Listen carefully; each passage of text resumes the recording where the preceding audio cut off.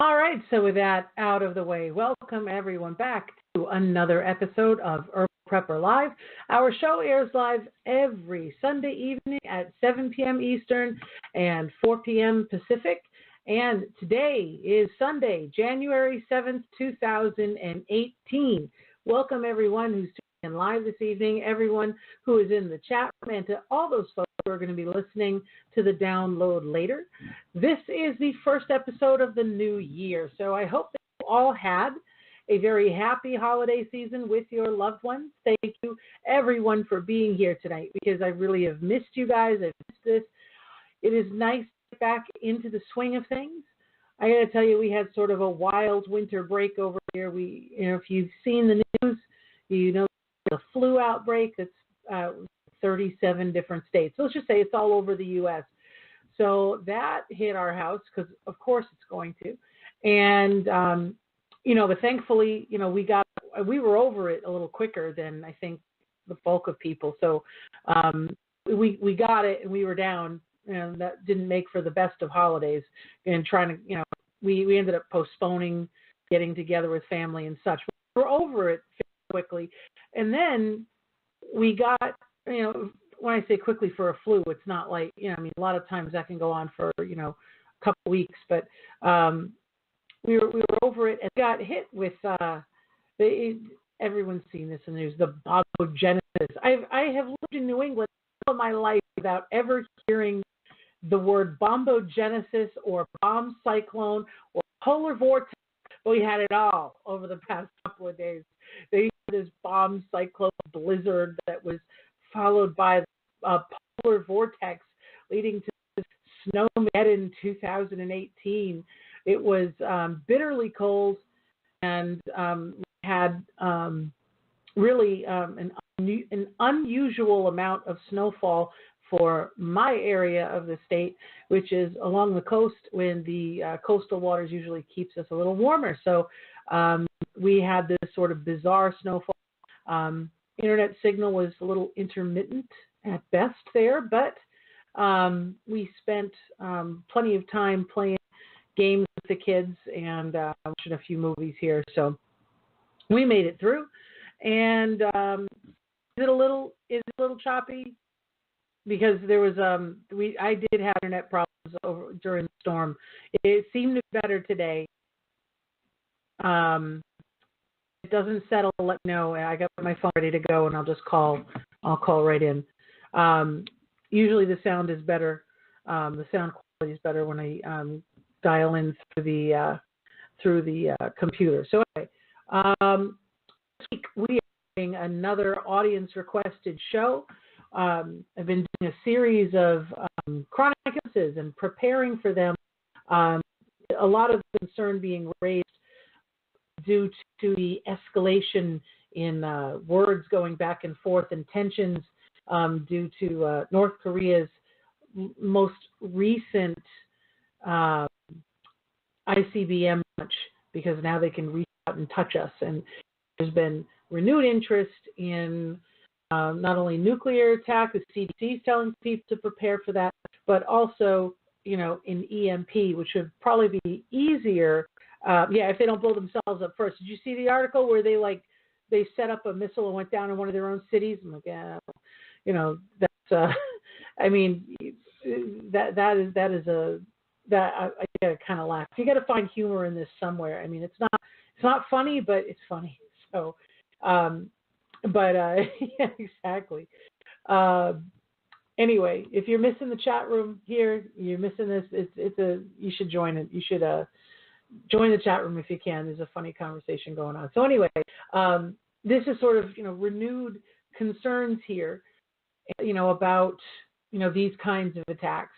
And so, what would we do if something like that happened? Shipping is crippled, and pharmacies aren't going to get a resupply of medications because they're on the same kind of just-in-time inventory that grocery stores are in. We all look at those pictures of grocery store shelves being bare. That's what we think of.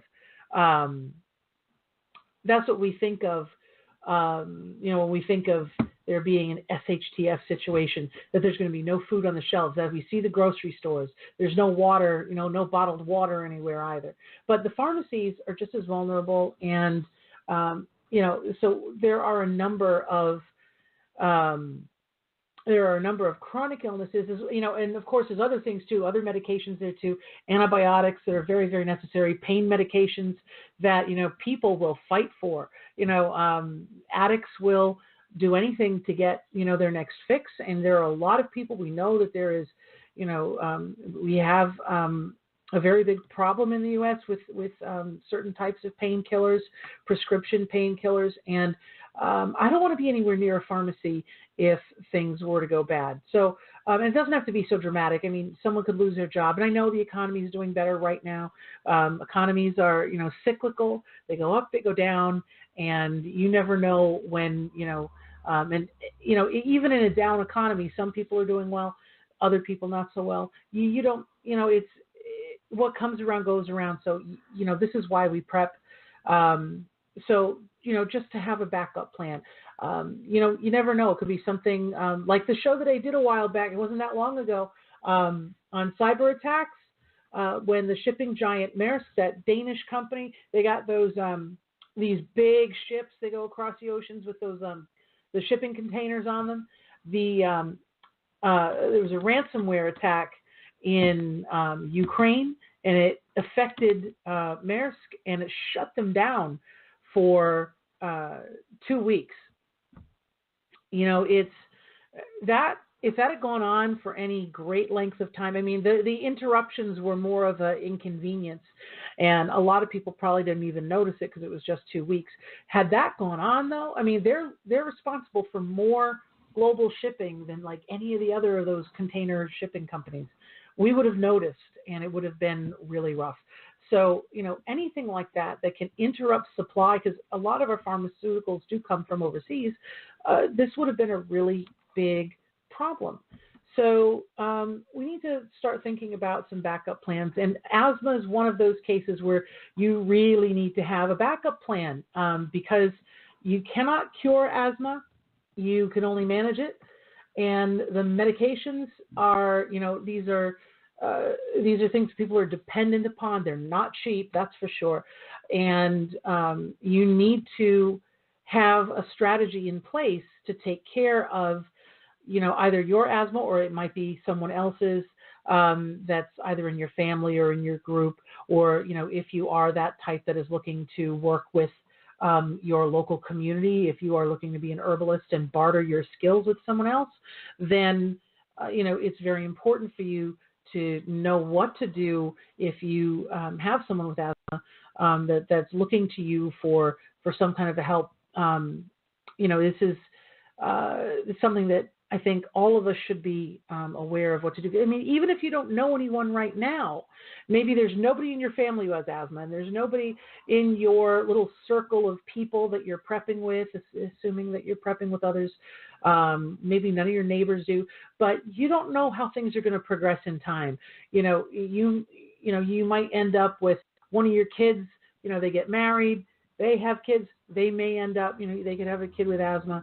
So these things happen. People aren't going to stop having families just because the apocalypse happened. It's just, that's not what people do. Families are going to go on. You don't know someone who you may align yourself with. Someone in their group may have asthma, or any of the other various situations that we've been discussing and that we will continue to discuss. So that's why we're looking at it. It's really important for you to have some knowledge about this and a backup plan for it. And for those who are listening live, I want to remind you, if you have something you want to share, if you have a nagging question, please join the chat room here at prepperbroadcasting.com. Type your question in there, or better yet, please take advantage of this being a live broadcast. Call into the show. The phone number to do so is 347-202-0228. And again, just in case you missed that, that is 347-202-0228. And once the call is answered, you hear the little message being played to you. Hit 1 so that we know that you are waiting for us to answer the phone. All right, so just a few little bits of housekeeping to get out of the way. If you're listening over at Blog Talk, come on over, join us here at Prepper Broadcasting. Lots of nice people in the chat room tonight. Lots of conversation going on here, as there always is. So, come on over here, put your questions in there, and, while you're here, please make sure that you check all of the other shows that are here, all of the other hosts' pages. Look at all their archived episodes, tons of information here. For those who don't know, I am the author of 2 books that you will want to have in your Prepper library. That is Prepper's Natural Medicine, which is kind of like a crash course in herbalism, and it's going to cover like core herbal skills, therapeutic properties of a little over 50 different herbs, and herbal formulas that you can use to get you prepared for both acute and chronic conditions, when there is no other form of healthcare available to you. And the other book, my second book, Prepping for a Pandemic, is loaded with critical information that you really do need to have. Disease will follow a disaster. A pandemic can be the disaster or it can follow a disaster. And there's a lot of lessons that we can learn from this recent Ebola outbreak in 2014 and how we can apply what we observed going on between governments, people, medical personnel, and so on. And we can use this to protect ourselves from future deadly epidemics and pandemics, because if history has taught us anything, pandemics will continue to happen. We just don't know when or where they'll pop up. Plus, I give you a whole bunch more interesting info in there, like my top picks for the next great pandemic and so on and so forth. So please go check them out. They are in the Prepper Broadcasting Bookshop. You can check that out, and you can also find them at Amazon, Barnes & Noble, everywhere books are sold. If you have a local bookstore, please, they could use your support. And check out the library. They may have a copy there. And if they don't, please consider donating a copy there. I'm sure that they could use it. All right, so we're going to go ahead and take the first of 2 breaks here. And when we come back, we're going to start talking about conventional and herbal options that you have when with asthma. All right, so we're back. I was trying to sign in to Skype in the meantime, and it's giving me a problem. So I'm going to have to play with that a little bit later. I've been looking here in the chat room. In the meantime, there's a lovely conversation going on in here. There have been, if I'm just going to sum this up here for those who are going to be listening to this recorded later on. There has been a number of drug shortages. And obviously there's no, shipping delays. So, going on right now. But yeah, there have been a number of Tamiflu and some other flu medications. There's also been shortages in saline, if you can imagine. We've been short on saline for a long time now. Oh, let's see. Yep, it's important to strengthen that immune system. Very, very important there. Elderberry syrup, we were talking about the flu earlier. That's very important. It's my go-to when there's a flu, which is why I think when we got this flu that came around, we weren't really hit so badly as some other people were. Let's see. Oh my gosh, there's so much going on here. So here's a question from that room. These respiratory herbs be helpful for COPD? Yes, but if you can, I'd strongly recommend that you find an herbalist that's local to you and work with them. So having that local, experienced person to go to is always very helpful. So, or you can, of course, you can study more about herbs and so on, which I encourage everyone to do. But yes, in general, they are helpful for that. Things like bronchitis and so on, anywhere where there's that restriction of airflow and coughing and wheezing and so on. And Benadryl and Epi. Yeah, we're going to talk a little bit about those kinds of things in a moment. And let's see what else is in here in the chat room. Let's see. Oh my gosh. Yeah, antibiotic resistance. Let's see.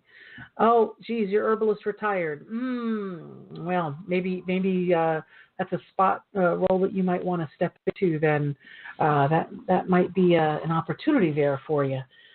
All right. So, oh yeah, you got Stephen Buhner's herbal antibiotics book. Yeah, that's definitely it's a game changer. All right. So let's see here.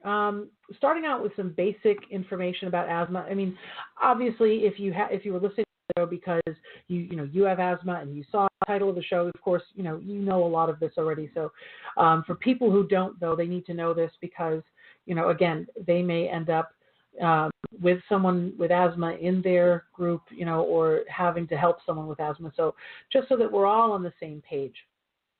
Asthma is an obstructive lung disease. We don't know what causes it. We don't know how to cure it. We do, thankfully, know how to manage it.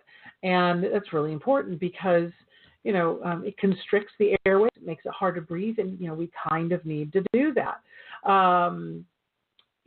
Breathing is kind of important. I've become very accustomed to doing so. I don't know anyone who hasn't. We all like to breathe. And, asthma can, you can have minor symptoms and it can also be life-threatening.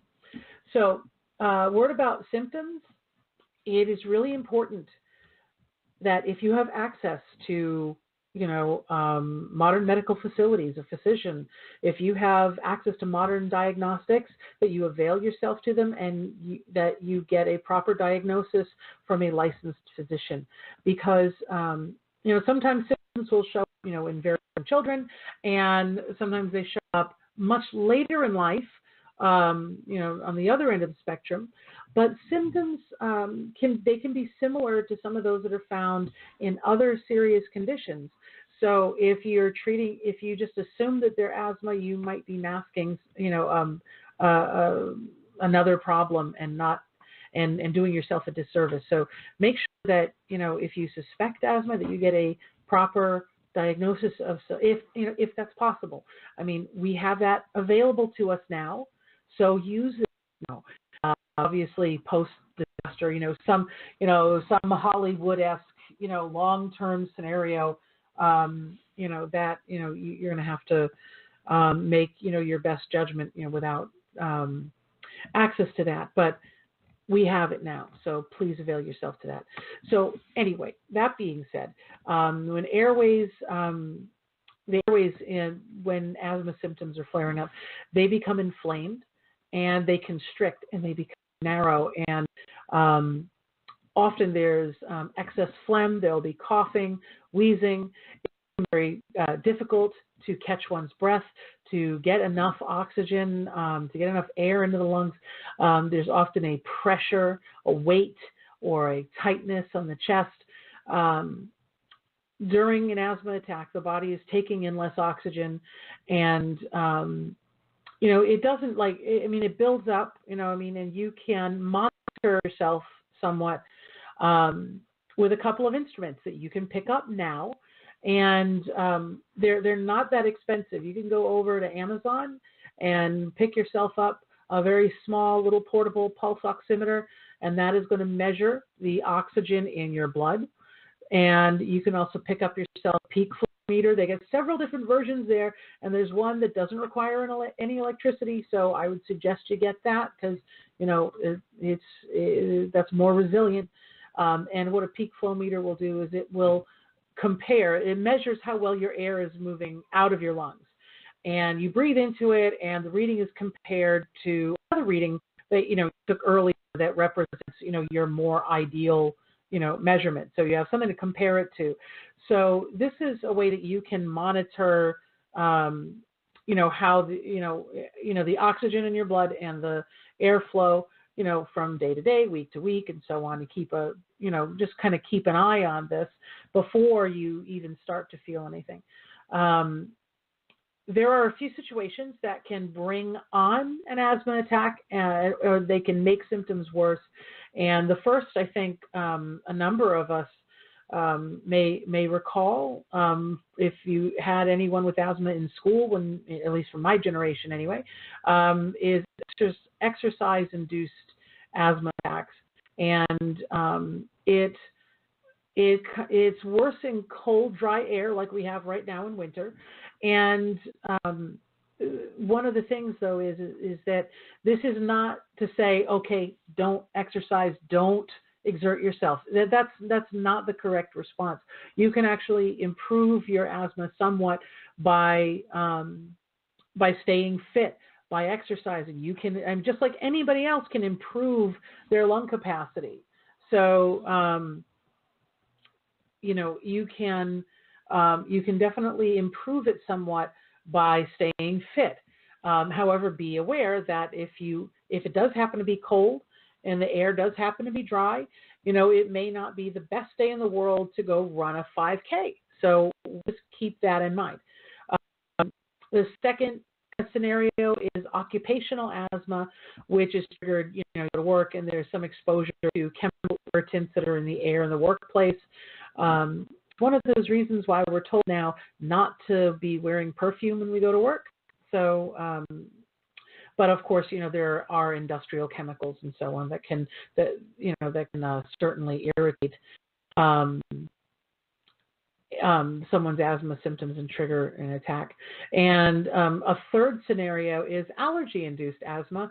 And, this happens, obviously, there's an airborne irritant like pet dander, mold, pollen, something like that, that's in the air, it's breathed in. And what on earth is going on in the chat room? Oh, my God. Yes. Herbalists did get accused of all sorts of mystical, magical nonsense because we were helping out here, and but anyway, I'm going to leave that for another day. That's a story for another time. But you guys have fun there with that. Anyway, so allergy-induced asthma, if this is what triggers your asthma, then obviously avoiding those things is helpful. It's not always possible, but there are ways of mitigating that as well, at least making it less severe. Let's see. All right, so again, there's no way to cure asthma, but we focus on managing symptoms. And this is usually done in a two-pronged approach with, first, you address, you have medication, prescriptions that address acute asthma attacks. Those are the rescue inhalers that you see. And second, there are medications that people take to reduce the frequency of symptoms. And, that's effective. And, obviously, if you're taking prescriptions for this, please continue to do so. I'm not advocating at all that anybody stop taking their medicine. Please, continue to do so. At the same time, if you are interested in looking at herbal alternatives as a backup plan for some emergency that cuts you off from your supply of medications, it's not a smart idea to just say, okay, I'm going to pick an herb and I'm going to stock up on it. I'm never going to try it. I'm never going to test it out. I'm not going to get familiar with it at all. I'm going to do nothing with this. And then, if, there's, an EMP, in 15 years from now, I'm already, that's not the way to go. One, herbs are not going to keep well for 15 years like that. You wouldn't take, you really shouldn't be relying on something you've never tried, like any other piece of gear, any other equipment, like when you get a brand new tent, what do? You open it up, and you, okay, so some of you can hear me fine and other people it's breaking up. So if some people can hear me fine, then it's probably not on my end. So anyway, so that's a good thing. Anyway, let's see here. Where was I here? Looking through my notes. Yeah, so don't wait until you're in the middle of an emergency to test something. That's my take on it. That's my personal opinion on it. You would not, wait to test out a firearm until you wouldn't just carry it and never do anything with it, and and use it the first time in an emergency, that's generally not a good idea. Same thing with any other gear, any other supply.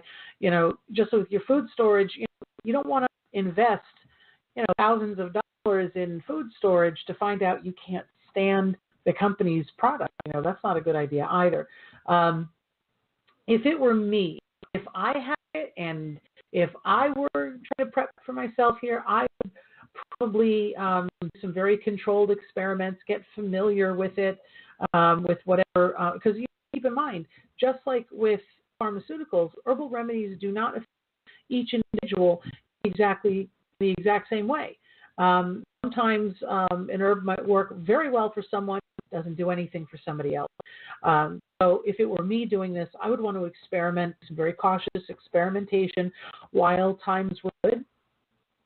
Probably if I had a very mild event and I just wanted to, get familiar with things, I would probably do some very cautious experimentation until I built up some experience factors with various herbs, how they were prepared.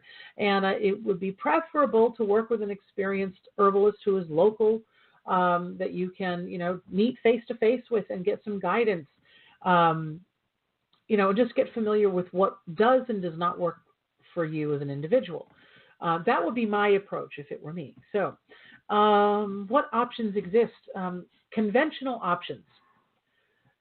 So there are some, if you have the option of ordering your medications through a pharmacy online that allows you to buy 3 months in advance, by all means, buy that 3 months in advance. I mean, why wait, buying only 1 month at a time? You're going to need it. This is one of those things that you can improve asthma to a point depending on, your situation, some people more than others, but you're not going to cure it. You're going to need the meds. Order them ahead of time. There's probably something else that can be cut from the budget to make sure that you get those. And I mean, it would better to have 3 months of a supply than, 30 days of and then like on day 31, Kim Jong crazy pants sets off an ICBM and that's, the end of your supply. So, if you can do that and order some ahead, all the better. You could also ask your doctor, depending on your doctor, for an extra script for, if you have a really cool doctor, you can tell them I'm preparing and I have to pay out of pocket, but I'd like to get an extra, prescription here so that I can kind of put stuff aside. If you've got a cool doctor like that, great. If not, they still might write you one here and there. If you say you're going to be traveling,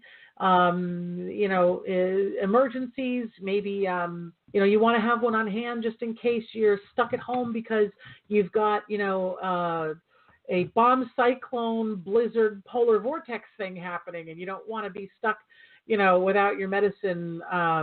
You want to have a backup plan for that, whatever you're going to do there, but plan that you'll be paying out of pocket for that because most insurance plans won't cover an extra prescription of that. Something else you can do, you can store some over-the-counter asthma medicine. Now, the issue here is that Primatene Mist was taken off the shelves back in 2011, and I think that this was just a very bad move. Some small little mini rant here. The U.S. signed on to the Montreal Protocol on substances that deplete the ozone layer, and Primatene Mist contains CFCs, which was, this was the cause for the hole in the ozone layer. And of course, yes, you need to fix a hole in the ozone layer, obviously. But the protocol phased out the use of CFCs in the countries that signed on to this over time. So this was signed in like the late 1980s or mid 1980s, I can't remember, but it was in the 1980s. And I was a kid then. You can't blame me. I don't recall exactly when this happened. But by 2011, it was time. Primatene Mist was taken off the shelves, not because it wasn't effective, because it was, but it was taken off the shelves because the U.S. signed on to the Montreal Protocol. So the medication was taken off the shelves, and I think that we probably could have had an allowance for medications. I mean, we've been able to, find alternatives for things like hairspray and all sorts of other non-essentials, but when it comes to something essential like this, now we can't have that. Oh, well, So it used to be that you used to be able to buy a rescue inhaler in over-the-counter, non-prescription strength, but, it was Primatene Mist was, this was epinephrine. So it's the same kind of medication that, like an EpiPen is epinephrine when we talk about herbal options. And of course, there's issues with some of that too, but I'll get to that in just a second before I want to get ahead of myself. So, of course, you got your basic meters that I was just talking about, the pulse oximeter, the flow meter, so you can kind of, like you see that, hey, you're not breathing too well. Maybe this is not the time to go out and split wood on a really frigid day. It's probably not the smartest plan. So just, kind of keep an eye on that. Try not to trigger it if it's possible. And also, if you have that are triggered by allergies, one thing you can do is stock up on over-the-counter allergy medication, because if that's what triggers your asthma attacks, get yourself your Benadryl. The liquid is faster acting, but it doesn't have as long of a shelf life. So you have to keep that in mind. Oh, wow, that was the cat underneath my desk. I totally did not know she was in here, and that kind of startled me. All righty. That's just what you need. Out of nowhere, the cat's rubbing against your leg, and you didn't know the cat was in the room. All right. Good times. All right. So you can stock up on the over-the-counter allergy medication that you can do. But that's kind of where conventional stuff ends. So you can possibly extend it, stock up a little bit, maybe head off, some attacks here or there, but you may be able to improve it through staying fit. But that's, and I've seen some people advocate for breathing exercises, and then if that works, I don't have any personal experience with that one, but if you find breathing exercises that work, by all means do so. I think that thinking about what the theory there is, the mindset of, doing breathing exercises that help to expand, increase lung capacity, it kind of makes sense that would help. Now, when it comes to sort of the natural and the herbal category, a lot of people don't think of this as an herb, but this is plant-based here, and we're looking at caffeine. Caffeine will help when you have airway constriction and that coughing. A hot cup of coffee, especially if you take it right at the very beginning of you start to feel symptoms. Just like hot cup of coffee, if you can take it right at the very beginning of a migraine, is another thing. But again, taken at the very beginning of the asthma symptoms can help stave off a minor attack. If you're concerned about an EMP, just make yours in a French press then. It doesn't require any electricity. You'll just have to have a way to heat it up, and you'll be able to heat your water and make a pot. So you don't have to even be a pot. You can get really small French presses, so you can make it fairly quickly, and then make a larger one after or something. But if you take in that caffeine, caffeine can be used as a wonderful medication. I prefer not to drink coffee on a regular basis for a number of reasons, but one of them is so that I can use it effectively as a medicine if I need it for my migraines. But stock on that coffee for that reason. Now, did the sound go? All right. So, and let's see here. We were talking about herbs, herbal alternatives now.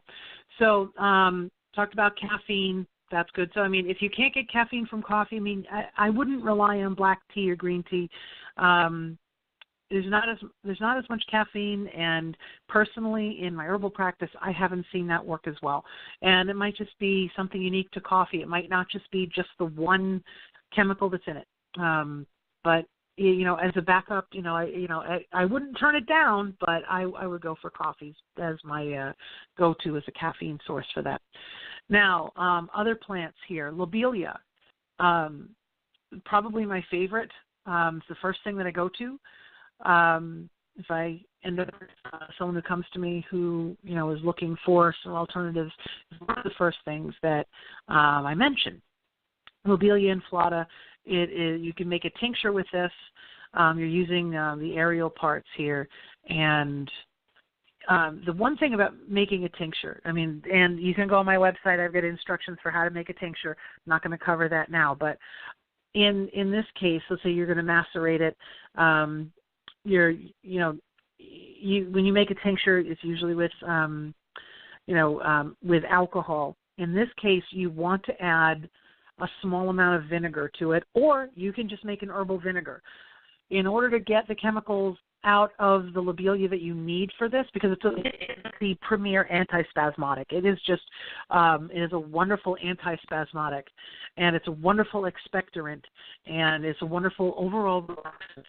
So, which is, an expectorant, relaxant, antispasmodic, perfect for these kinds of, airway constrictions, okay? But in order to get the chemical out of it, you need an acid. So you can add some apple cider vinegar to your alcohol, a couple of tablespoons in, let's say, a pint's worth of alcohol should be sufficient. But you can also just make an herbal vinegar. And then with that, you can then take that. The dosage will be a little different if you had tincture or an herbal vinegar. You have to take more of the herbal vinegar than you would with a tincture. But you'll take a small dose of it, and then give it 15 minutes, and then see how that affects you. If there's no change, take it again, and so on and so forth until the symptoms have abated. I've seen and read lots of cautions about lobelia, the low dose herb, and don't use it too much, and that's what I had been taught originally. But I haven't found any proof of it, and then actually of proof of it being a risk. And in my own practice, I haven't seen that. And personally, of course, I experiment on myself all the time. So, I've tried it for other kinds of spasms and also as an expectorant, and I haven't found it to be something that you have to say, oh gosh, no more than like 5 drops or anything like that. Nothing like that. Somewhere between 10, 20 drops. You have to find your own dosage with that. That's just like anything. Someone can say, a standard dose, maybe about 30 drops. And for a lot of herbs, that's fine. A standard dose, somewhere between 30, 40 drops, 3-4 times a day. Lobelia, maybe a little less, and not because there's a caution, but because it's not necessary. It just works really well. Mullein is another one. And I've mentioned this before. Mullein, it's this herb that's got these beautiful soft leaves, and in the first year, all it has are the leaves. It's like if you were to find this out, out in the wild, and you needed to find some wild source of toilet paper, this would be. It's very soft. I had one person say that they found it really prickly and they would never do that. And I'm like, I don't know how the mullein is where you are. Although I do know that one of my first herbal teachers did say that whenever she came to our part of the state, the mullein here was different. So maybe that's just my experience, but I find the leaves to be very, very soft. They're like fuzzy and soft. But then again, maybe that's just something unique to my area. But mullein leaves, they can be made into a nice hot tea, and this is going to sound totally wacky and counterintuitive, but it's not when you really think about it. If you smoke the leaves, you actually bring the medicine directly into your lungs. It's the most, granted, smoke in general is not good to breathe in, but we're talking about not we're not talking about going into a burning building and breathing in, toxic smoke from, vinyl siding and plastic and all sorts of things. And we're not talking about, getting a habit going of smoking cigarettes or anything like that either. We're talking about something very occasional to handle specific symptoms, and that's it. We're not talking about a habit. And what ends up happening is it's very much like an inhaler or nebulizer when you bring it directly into the lungs. And if you want to see an asthma attack be brought to an end very quickly, this works. I mean, as counterintuitive as that sounds, with all that we've heard about how bad smoke is, and it is, in this instance, it can be very helpful. So this is firsthand. I have watched this happen. So I can only relate what I have seen more than once, and that's not going to be for everybody. Not everyone is going to want to take that chance. They don't want to risk it, and that's fine. Whatever you're comfortable doing is fine. I don't see it as a risk, but because we've kind of had that message drilled home, I know that's going to be in a lot of people's minds. So those are two herbs that I would look to for help with asthma attack. Some others for that same kind of situation, a reasonable way, is called Mormon tea. And the thing is that this is a form of the herb ephedra. Now, I said earlier we're going to talk about epinephrine. Epinephrine and ephedrine as medications are very similar. And ephedrine is a chemical you can get from ephedra, the plant. Now, you may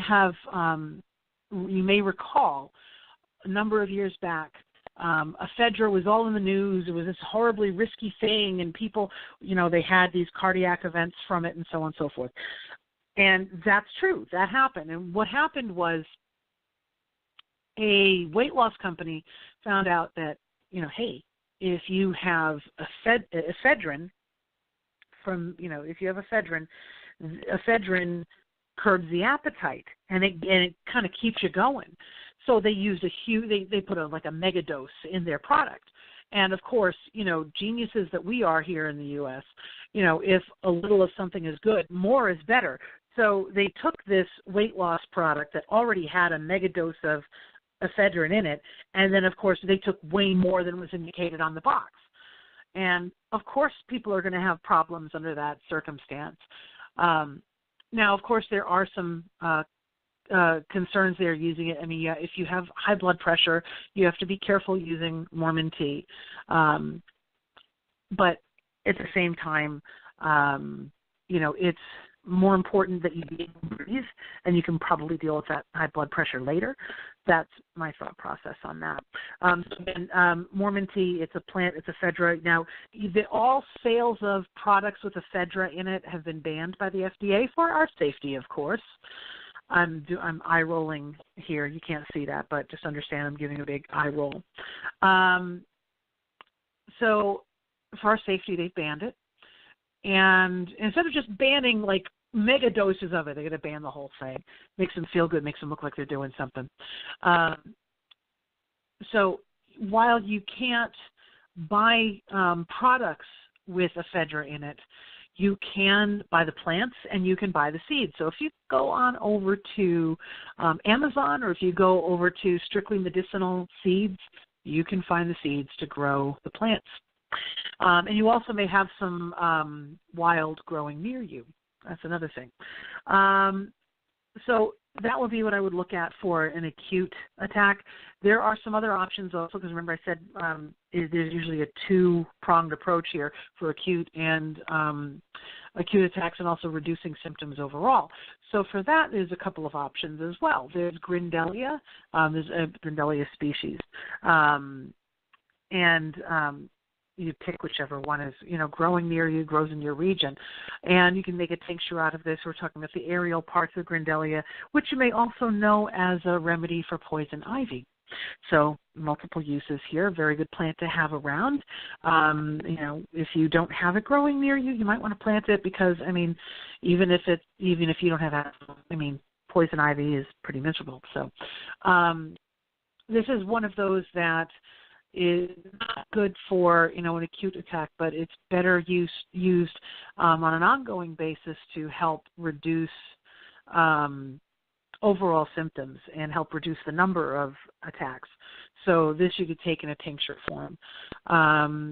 Something else you could take is Cotinopsis pilosa, and there you want the root of the plant. Again, you can take it as a tincture or as a capsule. That would probably be my preference flavor-wise, but then other things that you might want to, those two I think would be good to have on hand to just sort of help reduce that overall. Another thing, there's another one I want to mention, is New England aster, or Aster novia anglia, and this is an expectorant, and it is an antispasmodic. So it's similar to lobelia in that way, because lobelia is that, and so is mullein. It is the expectorants and antispasmodics, but it kind of falls somewhere in between using for an acute attacks, and also for just reducing the number of attacks. So I would play it safe and put this in the New England aster belongs in the category of reducing overall symptoms. So something to be taking on a regular basis. Other things that you can do again for things like allergies. We can look at things like nettle. We can look at plants like ginkgo, because they are both sources of naturally occurring. My mind just went blank. Antihistamine.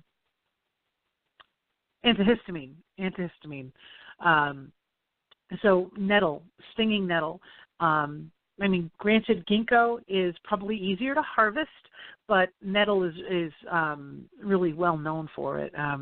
It works very effectively for it. But either way, you could also have other herbs on hand for asthma, like butterbur, which you might want to kind of limit to, let's say, a 2 to 3 week period, because it does have the pyrrolizine alkaloids that comfrey also has, and there's concerns about with that, with the liver and so on. If, let's say, you're just trying to get through a couple of weeks where there is a pollen that's in the air that's irritating you, absolutely use butterbur to help kind of calm those allergy symptoms down. We are at the end of the show. We're running out of time here. So next week I want to mention, I'm going to be talking all about yarrow. Yarrow is known as sort of the battlefield herb. It helps with stopping bleeding and so on. We're going to talk all about just one herb next week. And please, if you like what you've heard, connect with me by following me on Facebook, Twitter, G+, Pinterest.